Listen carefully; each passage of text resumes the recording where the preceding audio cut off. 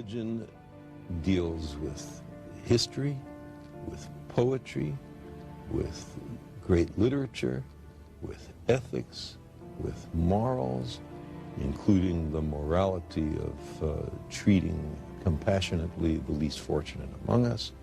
All of these are things that I endorse wholeheartedly. Where religion gets into trouble is in those cases that it pretends to know something about science. The science in the Bible, for example, was acquired by the Jews from the Babylonians during the Babylonian captivity of 600 BC. That was the best science on the planet then. But we've learned something since then. Roman Catholicism, Reformed Judaism, most of the mainstream Protestant denominations have no difficulty with the idea that humans have evolved from other creatures, that the Earth is 4.6 billion years old, with the Big Bang. They don't have any trouble with that. The trouble comes with people who are biblical literalists, who believe that the Bible is dictated by the creator of the universe. What is faith? It is belief in the absence of evidence. Now, I don't propose to tell anybody what to believe, but for me, believing when there's no compelling evidence is a mistake.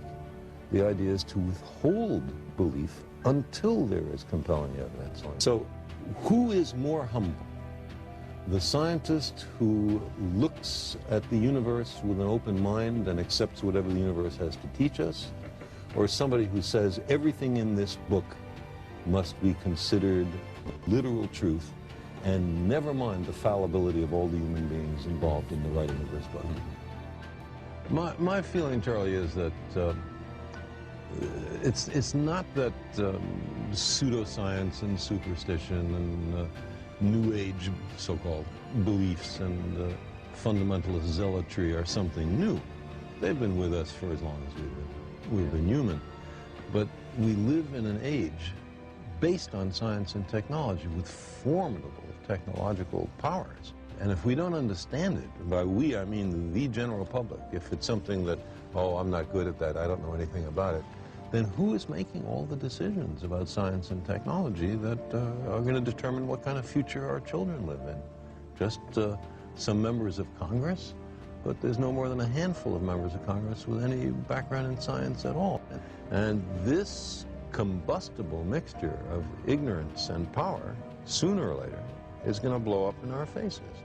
I mean, who is running the science and technology in a democracy if the people don't know anything about it? Science is more than a body of knowledge.